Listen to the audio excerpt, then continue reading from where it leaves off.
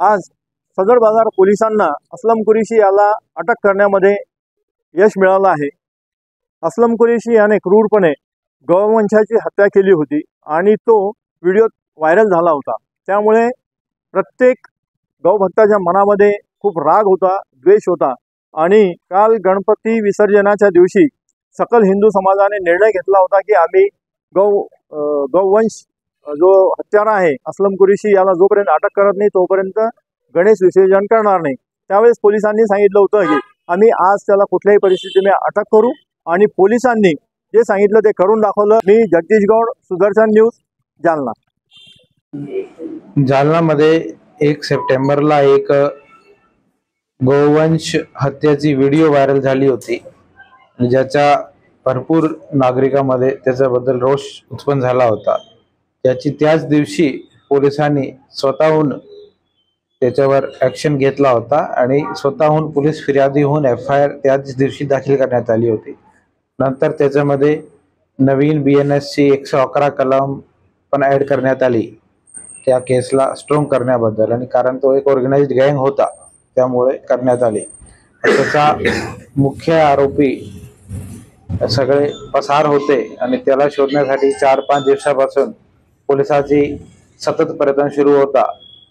त्यामध्ये police team Parbhani, Pathri, Manwat, Khultabad, Sillod, even हैदराबादला पण एक टीम, आणि जालना जिल्ह्यामध्ये पण रांजणी, तुमचा घनसावंगी, वरती हसनाबाद, हा सर्व परिसरमध्ये भरपूर शोध घेतला। त्यामध्ये काल आम्हाला पहिला ब्रेक थ्रू भेटला की एक आरोपी सोफियान कुरेशी अटक करण्यामध्ये पोलिसाला सक्सेस भेटली, आणि त्या लिंकला पुढे घेऊन त्यामध्ये मुख्य आरोपी असलम कुरेशीला काल रात्री उशिरा ज्यावेळी विसर्जन सगळा सुरू होता पोलिसला ताब्यामध्ये घेण्यामध्ये सक्सेस प्राप्त झालेली आहे।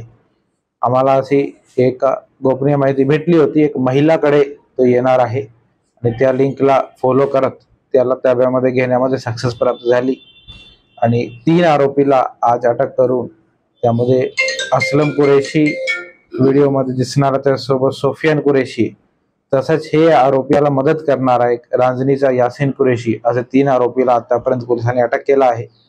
आज सकाळी त्यांना कोर्टामध्ये प्रोड्यूस केल्यानंतर माननीय न्यायालयाने 4 दिवसाची पोलीस कस्टडी त्यांना दिलेली आहे।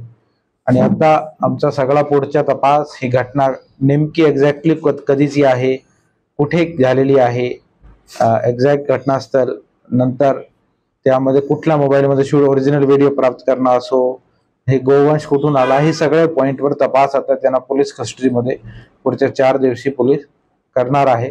आणि एक टफ केस होता, आणि त्यामध्ये सदर बाजार पोलीस स्टेशन आणि LCB या दोघांची टीम भरपूर 5 ते 6 टीमनी 4 दिवसामध्ये खूप मेहनत घेतली।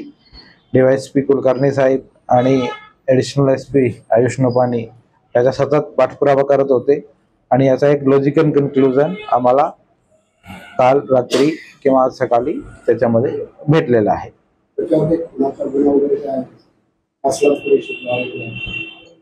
त्याच्यात जुना भरपूर रेकॉर्ड आहे, 10 ते 11 केसेस आहे, भरपूर केसेस त्याचे सुटलेले आहे, आणि एक केस त्याचा न्यायप्रविष्ट आहे राइटिंग में 324 हाँ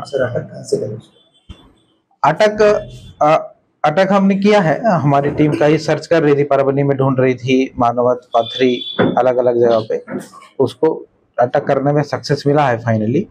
आणि जो मी सांगितलं, जो आम्हाला एक लिंक सापडलं होतं त्या लिंकला फॉलो केल्यामध्ये अटक झालेला आहे।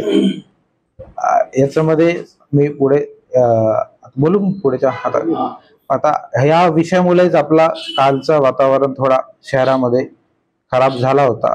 काही लोकांनी, ठराविक लोकांनी अशी एक भूमिका, त्याची डिमांड होती की अटक बद्दल डिमांड होती की अटक झाला पाहिजे, नाही तर हे होणार ते होणार, पण हे ते थोडा चुकीचा म्हणण्यामध्ये हरकत नाही, कारण आमच्याकडे काही जादूची कांडी नसते। प्रयत्न सुरू होता, आता हे आमचा सुदैव आहे की तो बरोबर विसर्जन सुरू असताना भेटला। मे बी अजून आम्हाला आठवडा लागला असता, 15 दिवस लागले असते, कारण सांगू शकत नाही, पण हे आमची प्रयत्नाला कुठेतरी यश आला। आणि हे आपण इंग्लिशमध्ये म्हणतो पोएटिक जस्टिस, की विसर्जन सुरू असतानाच तो भेटला। पण मी जालनाचे मॅच्युअर लोकांचा एक आभार मानू इच्छितो की खासकर गणेश महासंघाचा आणि काही गणपती मंडळ होते, काही बिझनेसमॅन, जालनाचे व्यापारी वर्ग, लोकप्रतिनिधी ज्यांनी अनंत चतुर्थीचा पवित्र ठेवला आणि अतिशय सुंदर मिरवणूक काल निघालेली आहे। आणि त्यामध्ये एक कौतुकची जो गोष्टी आहे की डीजे मुक्त बऱ्यापैकी 90% म्हणण्यामध्ये हरकत नाही, डीजे मुक्त होता। काही लोकांनी लावले होते तरी ते छोटे स्पीकर लावले होते, मोठा डीजे एकही मला दिसला नाही। आणि भरपूर लोकांनी पारंपरिक वाद्य ढोल ताशे वगैरे आणि अतिशय सुंदर काहीतरी होते लावले होते। तर कुठे ना कुठे एक डीजे मुक्तचा जो आमचा आव्हान होता 3 ते 4 वेळा आपण मीटिंग घेतली होती, त्याला सर्व मंडळांनी प्रतिसाद दिला। आणि फक्त जालनामध्ये नाही तर इतर ठिकाणी पण, जालना शहरामध्ये आष्टी परिसर असो, घनसावंगी असो, भोकरदन असो, करीब डीजे मुक्त झालेला आहे। तर एक अतिशय सुंदर पहल यावर्षी झालेली आहे। पुढच्या वर्षी एक वेळाबद्दल जर अजून जर झाला तर खूप चांगला होईल। यावर्षी